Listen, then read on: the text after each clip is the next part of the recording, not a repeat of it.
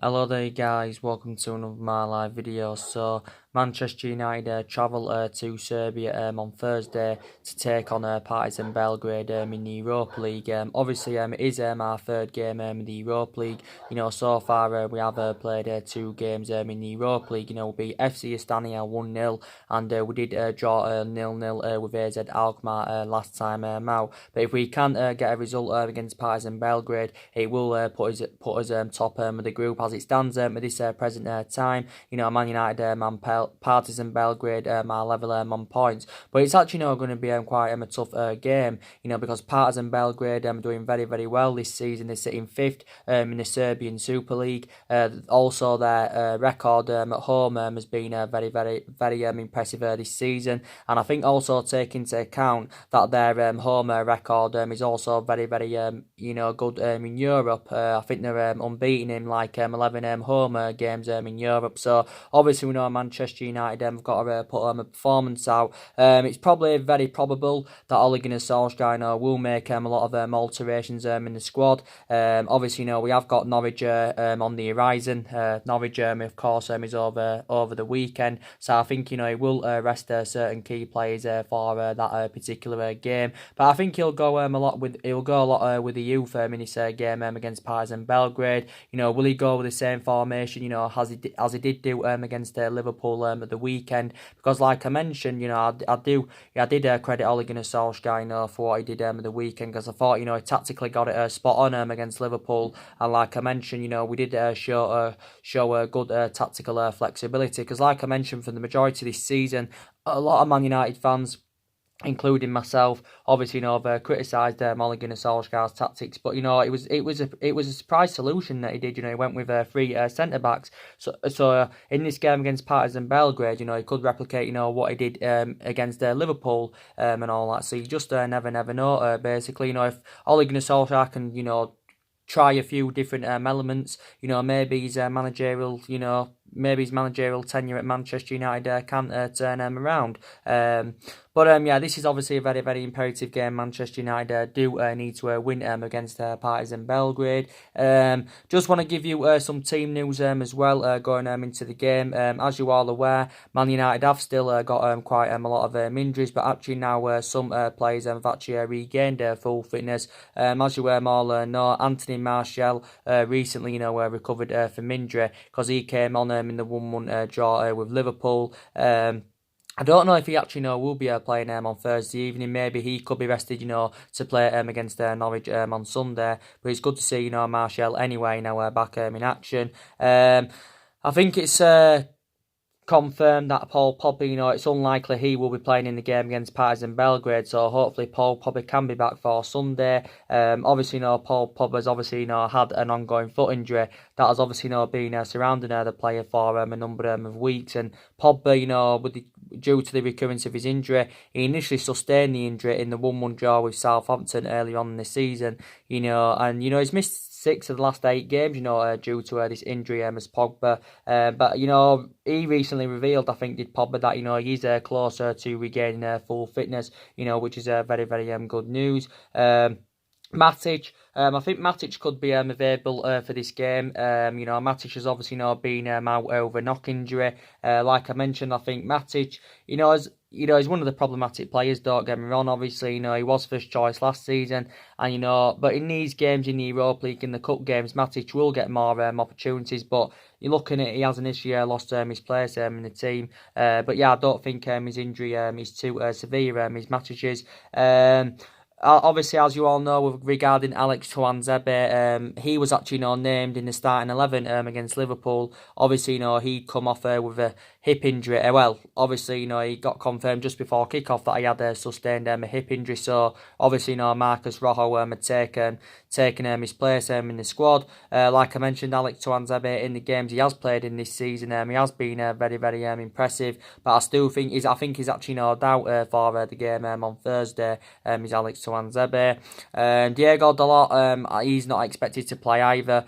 He's obviously now got a groin injury, as Diego Dalot, and he has actually sustained quite a few injuries this season, as Diego Dalot. He's sustained quite a few groin problems. Obviously, he is one of our backup options at that fullback position. But yeah, very, very unlikely, that he will be involved in the game. There was suggestions saying that, Jesse Lingard, could be available because obviously we know that he's been out with a hamstring problem. Luke Shaw, I think he's not far away now from regaining full fitness, Luke Shaw, as you all know. But I don't think he's going to be available to play on Thursday, so he may be back for the Norwich game. But yeah, Luke Shaw's obviously hasn't played for Man United since the 2-1 home defeat to Crystal Palace earlier on in the season. I can also show Bailly obviously won't be involved because obviously Bailly has been out with a knee injury. He's a long-term absence. I think he's out until the end of the year. Fossil Mensah, of course, is still out with injury. Yeah, and also on this video, I'm going to probably, give you a starting 11 prediction. But in this particular game, obviously, it's very probable that Ole Gunnar Solskjaer will go more with the youth. I can definitely assure that, Phil Jones will be involved. He's just recently, recovered from injury. I think he was actually, named on the bench against Liverpool was Jones. I think it's very probable, that Marcus Rojo will also, be playing in the game. I think he'll probably, play at left back, will Marcus Rojo, but he'll make a lot of alterations in the squad. Like I mentioned, for the majority of this season, Ole Gunnar Solskjaer has been going over that 4-2-3-1 formation, but we know obviously that 4-2-3-1 formation hasn't been working out. He has, gone with a 4-3-3 quite a few times, but like I mentioned, he has mainly, gone with that 4-2-3-1 formation. Yeah. So my starting 11 prediction for this game is he'll go with Sergio Romero in goal. Obviously, he mainly plays in the Europa League and he plays in the cup games and that, because obviously, he's got that experience. Obviously, David De Gea, obviously, actually, played in goal against Liverpool. In that aspect, I was very, very surprised because don't forget, before the Liverpool game, there was a lot of doubts about, De Gea playing because obviously, he had sustained an injury whilst he was on international duty with Spain last week. Obviously, he had sustained a leg injury, and obviously, at the first, we didn't know the extent of the injury.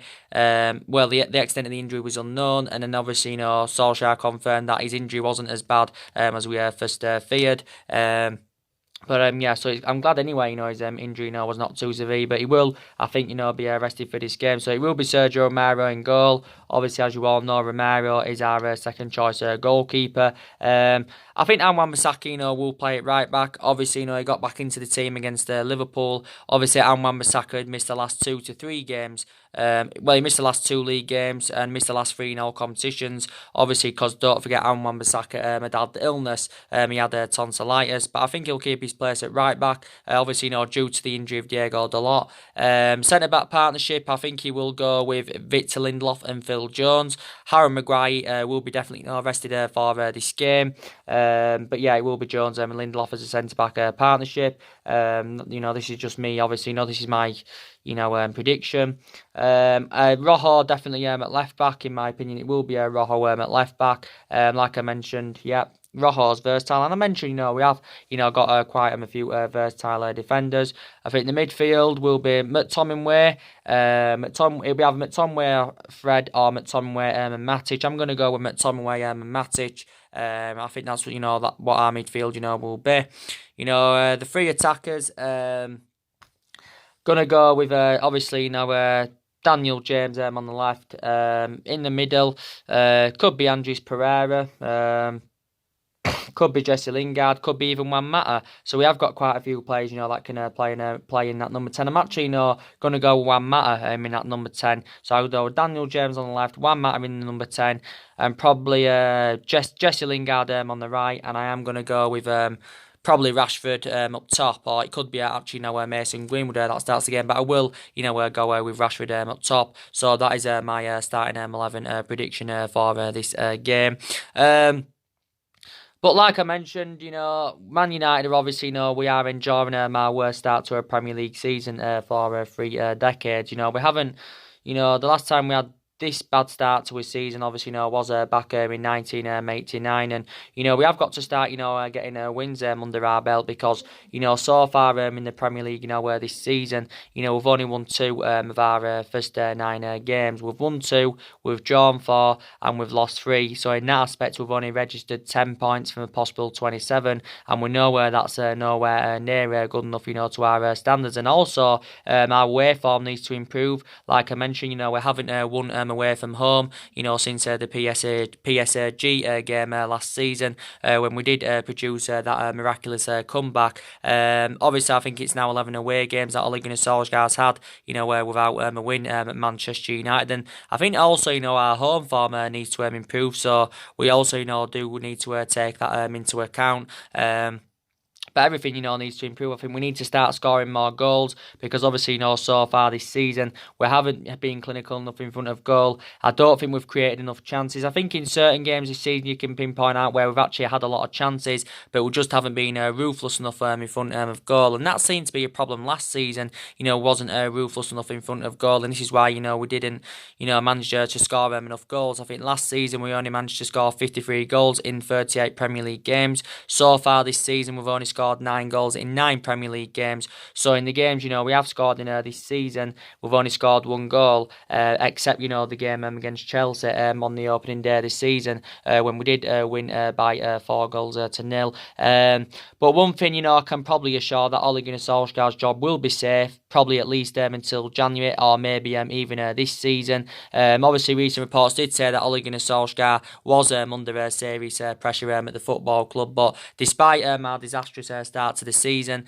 I think Ed Woodward insists that he's still 100% back in Solskjaer. Obviously, he is compatible to Ole Gunnar Solskjaer in that aspect. They've got the same perceptions because Solskjaer, obviously, he's indicated out that he's the right man for Manchester United, and he thinks he can elevate Manchester United forward. And he recently admitted that he's never felt that the job is too big for him at the football club. But there's obviously still quite a lot of Man United fans demanding Solskjaer out of the club. There's also certain Man United fans, that believe, he should be given more time at the club, because they say, basically, we need to give him at least a couple more windows, to make further more investment, see who else, he can recommend to the football club, because, like I mentioned, Solskjaer is still in the process of rebuilding this Manchester United squad, because obviously analysing the majority of this Manchester United team, it isn't, Ole Gunnar Solskjaer's,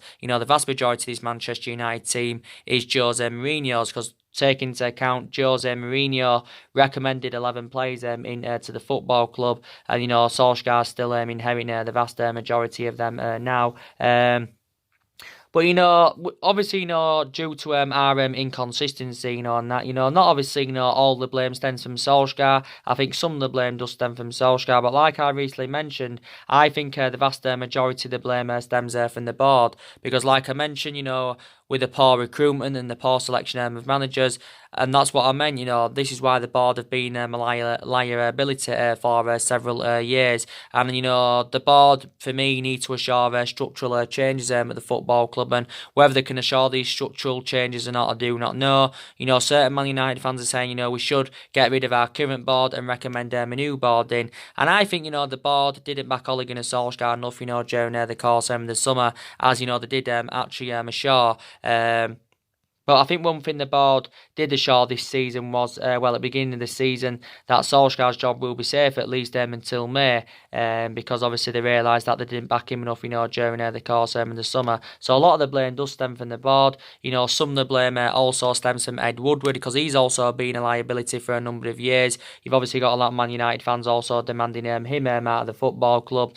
And, some of the blame does stem from a lot of the players, because a lot of the players, have, not been, performing, to how, they should be. So, a lot of these players do need reality check. But I think everyone, does need to take responsibility. So, like I mentioned, I think in the next 3 to 4 transfer windows, our recruitment, in that period has obviously, got to improve, because analysing our recruitment policy isn't good, really. Like I mentioned, and the depth in the squad basically now isn't good enough. And like I said, I've got some element of concerns about Solskjaer. There's some aspects of me that also do credit him. Things I credit him for that. He did recommend 3 good players to the squad during the summer. We spent nearly £150 million. Which is obviously a substantial amount. We got Daniel James in, and Wan-Bissaka and Harry Maguire, and they've all enjoyed fantastic starts to their Manchester United careers. And I'm actually surprised in the aspects that they've all settled in. Really, really quickly, because it does take some players, to time, where to currently settle in, but they have done really, really well. So obviously we got that experienced centre half in Will Maguire. I think he's addressed our defensive deficiencies, even though we still seem to be conceding goals. Obviously we got that right back in that we wanted through Wan-Bissaka, and a lot of people believe, look, he's been one of our most consistent signings so far. But during the summer, like I mentioned, we didn't strengthen up all the problematic areas, and these still deficiencies in the squad that do need to be addressed. We definitely need creativeness in that midfield. We need to add depth in that midfield, because I think we're missing creative impetus in that midfield. We definitely need a striker. We need someone that can assure us goals, someone that can be more effective in the box, someone that obviously is also very, very good in the air.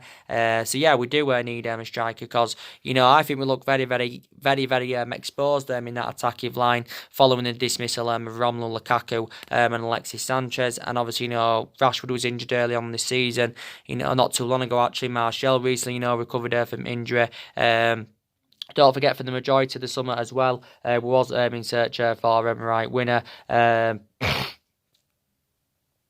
So these still areas in the squad, where that do need to be addressed. And a lot of people believe us getting rid of Solskjaer now, wouldn't solve a lot of problems at the football club. This is what, where some people think, and even some former Man United players, believe, that we should still stick out with Ole Gunnar Solskjaer. And Solskjaer, also did get rid of a lot of the deadwood, during the course of the summer. So I do credit him for that. Even though a lot of players have left now since Ole Gunnar Solskjaer's arrival, I still believe, where there is more problematic players at the football club, that do need to be moved on in January or next summer. So yeah, we need to see more players come in, and we also need to see more players go. But I recently said, didn't I? I think we need at least 5 to 6, maybe 7, maybe 8 more signings if we are to be back, to being a competitive elite level football club. But my element of concerns about Solskjaer is that, he doesn't have any intuition on how to manage a big football club like Manchester United. Despite the fact, he knows the traditions of the club, because, he was a great player for Manchester United for 11 years, and he actually, had that proven pedigree as a player, but he just hasn't got that managerial experience, not really to the highest level. Obviously, before he came to Manchester United, he was at Mould, he won a couple of Norwegian titles with Mould. Obviously, before he was at Mould, he was at Cardiff, and that's where he began his managerial career with Cardiff, but, he only had a really short tenure with Cardiff and that, and, So some Man United fans fear, not many, but some Man United fans fear that Solskjaer, could, now at Manchester United, if he is to stay for this season, replicate at Man United, what he did with Cardiff. Like I said, I've got massive doubts about Man United getting relegated. I don't think it will happen. Like I mentioned, the club's too big. There's too much money into the football club, and we haven't been relegated since 1974. So I don't think Solskjaer, he may last until January or the end of the season, but I don't think he'll become a success at the football club, even though I do want him to. But overall now, Solskjaer has been at Manchester United for around 10 months overall. So he's been permanent Manchester United manager for around, nearly 8 months. So Solskjaer's enjoyed difficult, 7.5 months at Manchester United, because obviously, everything has seemed to have all gone wrong, since he did get the job permanently. Because obviously, we recommended Solskjaer in December of last year, following the dismissal of Jose Mourinho. Obviously, Solskjaer, as you all know, came in at the first term as the interim manager. Obviously, he did really, really well as the interim manager, in that 3-month period. Because the results were good, the performances were good. He got the best out of these group of players, and he exceeded expectations. And I had, that that 3 month period and that, I had different perception of Ole Gunnar Solskjaer than what I've got on now, because I thought during that 3 month period he was the right man for Manchester United, but since he's got the job permanently, like I mentioned, I've got a different overarching view on it all now. But in that 3 month period, Solskjaer won 14 out of 19 games in all competitions and that, and we did really, really well. But I think, Man United have made quite a lot of mistakes over the years, but I definitely think, one of the mistakes was obviously, giving Ole Gunnar Solskjaer the job. Like I mentioned, we should have waited until the end of last season, or we should have waited at some point until this season, to decide whether or not to give him the job. I just don't think his, stature is good enough for the football club, even though we do, there ain't many teams like us, to be fair, that, go with the stature of obviously, playing the young players like Manchester United do. But I just don't think Solskjaer's got the stature, to get us in that commanding position, where we do want to be. And I actually, I'm hopeful, that I am wrong about that. But I just know I'm not wrong. And, obviously, Solskjaer's our fourth permanent manager since the Alex Ferguson era and that. And, I just don't think Solskjaer's philosophy is right for the football club. Solskjaer did say at the beginning of the summer that he actually, was following Alex Ferguson's philosophy. But, 3 managers have already gone, like I mentioned, since the Ferguson era. Obviously, we got rid of David Moyes after he lasted just 10 months at Man United. He's actually had the shortest tenure at the football club since the Ferguson era. I think with the lowest we finished was under David Moyes. I think that's the lowest we finished since the Ferguson era. I think we finished 7th under the David Moyes era. We've actually failed to secure. We've only failed to secure European football once, since 1990, which is nearly 30 years ago now. I think that actually came under the David Moyes era when we failed to secure European football. Louis van Gaal, of course, lasted just over a year at Man United. Obviously Mourinho, lasted 2.5 years at the football club. But yeah, and don't forget Solskjaer is obviously on a 3-year contract with Manchester United. So obviously, if we are to sack him, it is obviously going to cost the club money. Reports reflected out the other week saying if Man United were to sack him, it would cost the club around £7 million in compensation. Like I mentioned, which is around half than what we paid to get rid of Jose Mourinho. Because I think we paid around 19 or was it 20 million pounds to get rid of Jose Mourinho. But I was reading reports the other week, and they actually mentioned saying that, if we fail to beat Norwich, that I think it did show that Solskjaer will be sacked as Man United manager, or will put his job in serious jeopardy.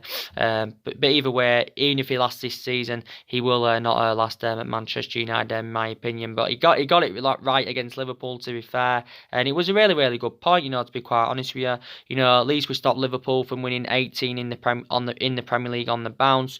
Obviously we're the first team this season, to take any points off them. But yeah, taking into account it actually was a good result. It wasn't the best of games, wasn't a lot of chances in the game. There was some good individual performances from Manchester United, to be fair. But now we've got to, continue these performances, and hopefully the Liverpool game can, give us a lot of confidence, going into these games and that, because we have now got games coming up thick and fast. I think we've got 4 away games now coming up on the trot in our competition. Chelsea's coming up in the Carabao Cup at the end of the month. Another tough game. Norwich is going to be coming up soon. It's after Partizan Belgrade. Is Norwich. I think Bournemouth's also coming up soon. So games are coming up thick and fast. Like I mentioned.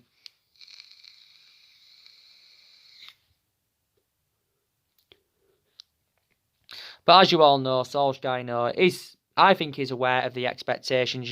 He needs to he's aware of the expectations. He needs to exceed at Manchester United, basically. And I said, I think at the end of last season, and he also mentioned it at the beginning of this season, that I said our expectations this season, will be to finish in that top 4. So in that aspect, we can't get back into the Champions League.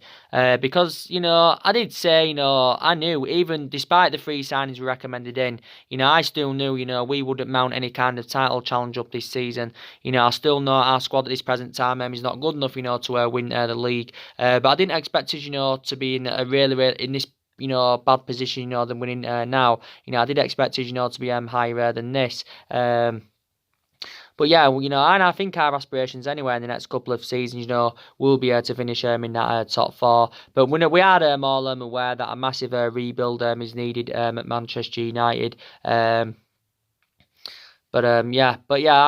said our expectations this season will be to finish in the top four, and you know I've already disregarded the top four, even though it is only early on in the season. We know there's still a long way to go, and you know things can be turned around at Man United and that. But I still don't think we're going to get in the top four. I think we could finish maybe seventh, eighth, maybe even ninth this season. But you know, really, you know, need to start winning games. It's you know very essential, as you all know.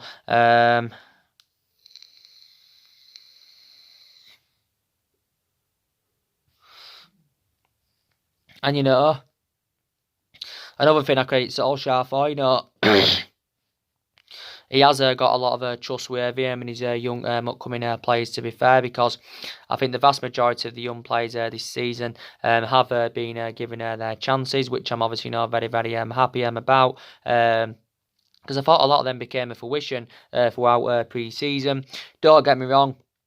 I have got some element of concerns about certain young upcoming players, which means I don't think obviously not all of them will become a success. Not all of them, you know, will become a success at the football club. I can definitely assure that. But I can definitely assure that Mason Greenwood and Alex Tuanzebe, you know, will be both become successes at Manchester United because I think in the games, like I mentioned, they've played in so far this season, they've done really well.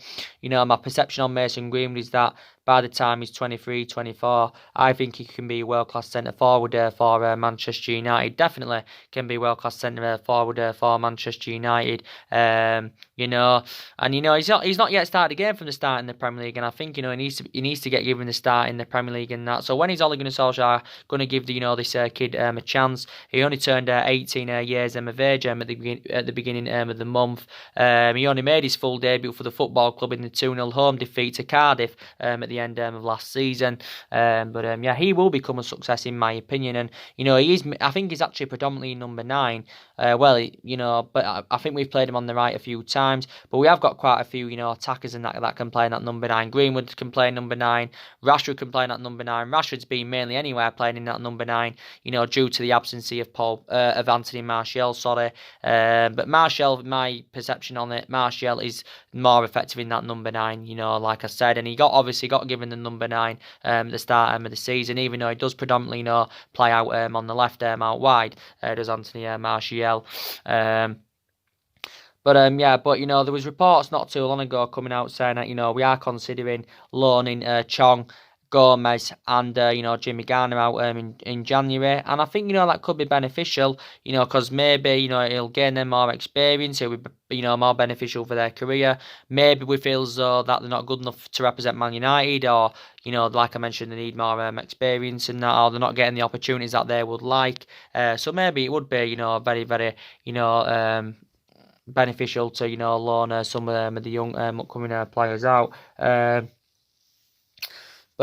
So he's got a lot of trust with him in his young players, but there's still a lot of young players here anywhere that are developing and trying to improve at Man United.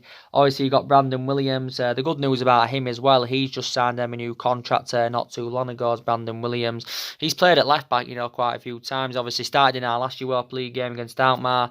I don't think he'll start this time. I think he'll actually, you know, he could be involved in the game, don't get me wrong. You know, Brandon Williams. I don't really know much about this Brandon Williams, to be quite honest with you. But yeah, he actually came on as well in the 1-1 draw against Liverpool, did Brandon Williams. But maybe he will become a success, but I don't really know much about him, to be quite honest. I need to watch him play more. You know, yes, I do need to watch him play more. Like I mentioned this season, I've been very impressed with Scott McTominay. I think, you know, he's done really well. And, you know, my perception on McTominay and Fred I've got the same thoughts about them basically. I don't know if they're both the long-term solutions for Man United. I don't know if obviously they can keep the consistency up, and I hope McTominay can, but definitely McTominay has deserved to keep his place in the team, reflecting on his impressive performances. But hopefully he can keep the consistency up. And, with Fred, like I mentioned, a lot of people believe that, he's not good enough to represent the football club. People have said, obviously, we overpaid for him last summer. And on that aspect, I will agree, because I will admit Man United did overpay for Fred. We paid just under £50 million for him last summer from Shakhtar Donetsk. And he hasn't performed to the same sort of level, as he did do at Shakhtar Donetsk, because actually he was an exceptional player at Shakhtar Donetsk. But, in my opinion, I would give, Fred more time at the football club. But he's had the odd good game here and there, where he's done well this season. But there is still a lot of players, to be honest with you, that do need to step up to the plate.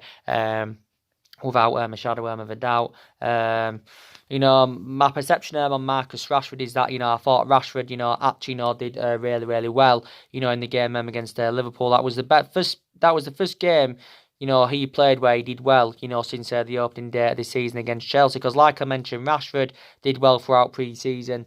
He did well in the opening game against Chelsea, but since then, he lost his form basically, and his performances were below par. And he's mainly enjoyed a difficult time this season in comparison to his time when he first broke into the senior squad. I think Rashford has now obviously produced. I think he's now made around 181 appearances for Man United in all competitions. Scored around 49 goals for the football club in all competitions. I think he scored around 31 in the league. So far, Rashford has spent the entirety of his career with Manchester United. He's been in the senior squad with us since 2016 and been a United player since the age of 7. But even though he hasn't performed to the standards as we all expected, for me, he's still the long-term solution for Man United, because he's 21, he's 22, I think, at the end of this month. But, Rashford, I was impressed with his performance on Saturday, not just with a goal. I thought, he was getting runs in behind, he was causing a lot of problems for Liverpool. And he had some good opportunities on Sunday, did Rashford. So hopefully now he can build on that and start putting more good performances out. So I was impressed with him. Like I mentioned, Jesse Lingard's definitely got to step up to the plate. He does need to improve, because, like I mentioned, reflecting on his status at the football club, he should be putting much more better performances out. But yeah, like I mentioned, he could be involved to play against Partizan Belgrade on Thursday. Pereira thought he had a brilliant game against Liverpool, like I mentioned. He's had a good couple of games this season, as Andres Pereira, so he also, could be involved in the game. With Lindelof, I think he's done really, really well this season. He's had a couple of bad games, but I think prior to that, he has actually, done mainly well, as Victor Lindelof. Obviously, he's been mainly playing alongside Harry Maguire, because obviously, that's Ole Gunnar Solskjaer's first choice centre-back partnership is Harry Maguire and Victor Lindelof, and I think they've blended in our backline, really, really well. Lindelof's obviously one of those players that were brought in, back in 2017, he's one of those players that were brought in who didn't settle in straight away. So obviously in that aspect, his comparison to the three signings we brought in during the summer, because they're settled in, really, really quick. But Lindelof, settled in, I thought, more in his second season, because he did really, really well in his second season. And I think mainly so far this season he's replicating, what he did in his second season. Don't forget, Lindelof's only missed one league game this season. That was the 1-0 defeat to Newcastle, obviously due to the back injury he had sustained, Lindelof. But yeah, I think he'll, like I mentioned in my starting 11 prediction, he will play in this game, alongside Jones, I think, anywhere.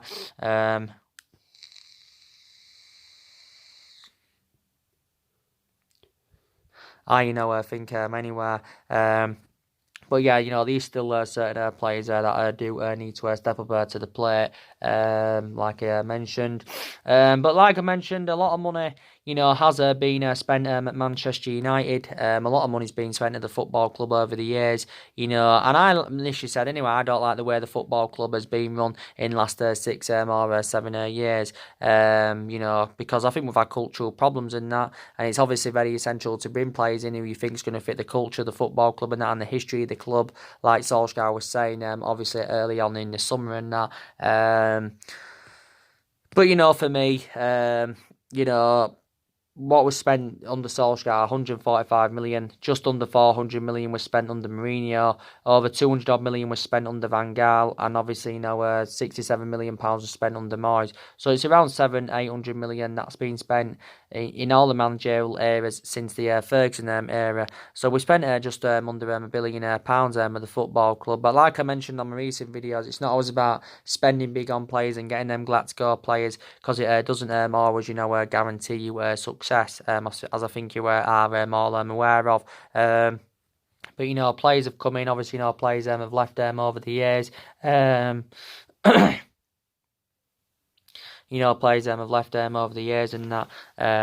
But yeah, a lot of money's been spent at Man United, and we've also got players on big contracts at the football club. Obviously you've got Rashford on 300 grand a week at just the age of 21. You've got Martial on 200 grand a week. You've got Lingard on just over 100 grand a week. You've got Pogba on 290 grand a week. You've got Harry Maguire on 200 grand a week, I think, or just over. You've obviously got David De Gea on 375 grand a week. Obviously, he's the highest paid at the club and also the highest paid goalkeeper in the world. But yeah, we've also got players on massive contracts at the football club.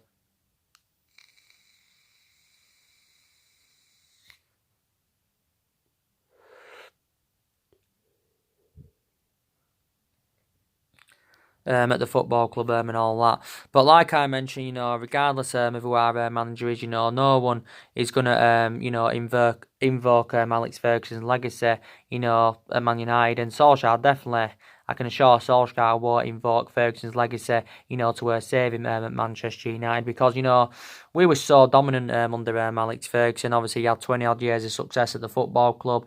We had great players, and Ferguson, to be fair, did develop a lot of young players. Like I mentioned, he controlled the transfer policies. He also controlled a lot of the contracts and that. But like I mentioned, when Ferguson got recommended in as Man United manager back in '84 from Aberdeen, he didn't settle in straight away. It took him 4 years to win anything with the club, and that. So obviously we now know in this generation managers, don't get the time, that they would like to be, quite honest with you.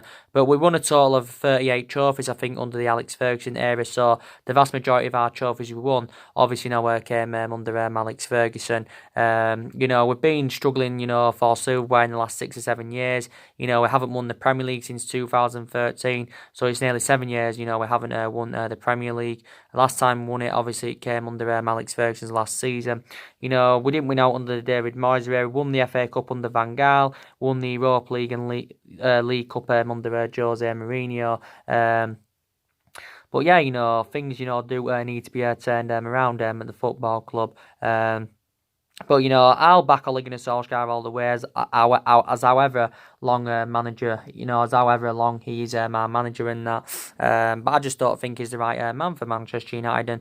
And people have different perceptions. Some people will agree with me. Some people will disagree with me. But we'll just see what happens in next 3 to 4 games, and then maybe if we can now start winning games, and if we can go on a 4, 5, 6 match winning run, and that maybe my opinions will start to change regarding Ole Gunnar Solskjaer and Manchester United. But until then, I'm sticking, with what I think at the moment. But it's true anyway. His pedigree is not that good either way. Yeah. And like I updated you earlier on, if you was watching, well, it was on my previous video. Obviously, we've actually been told we've been told that if we were to recommend Max Allegri as our new manager, we've been told that we will win the Premier League and the Champions League within the next 3 years if we was to recommend him in. So a lot of people believe he would be the right candidate to take the mantle on at Manchester United. Obviously Max Allegri has been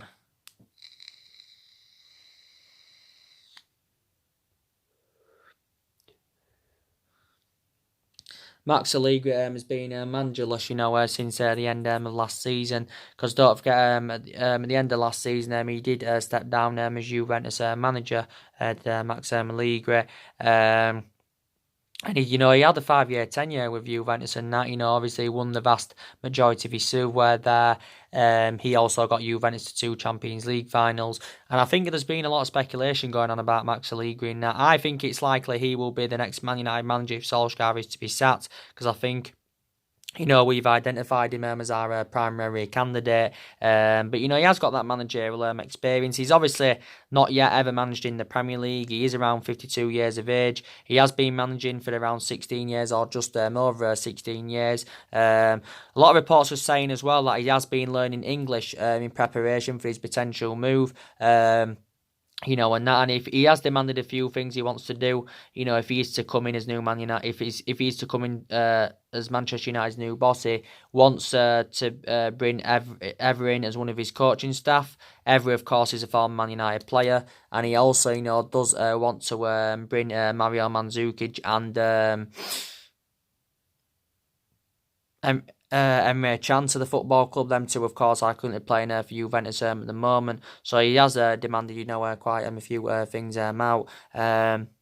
He actually said recently, that he was in discussions with the football club, over his salary and that what he would earn if he came in, and he did reportedly say he would earn around 6.5 million a year, maybe even more than that. But there's been other managers on our agenda who could replace Solskjaer, but definitely I think Max Allegri, is the likely one.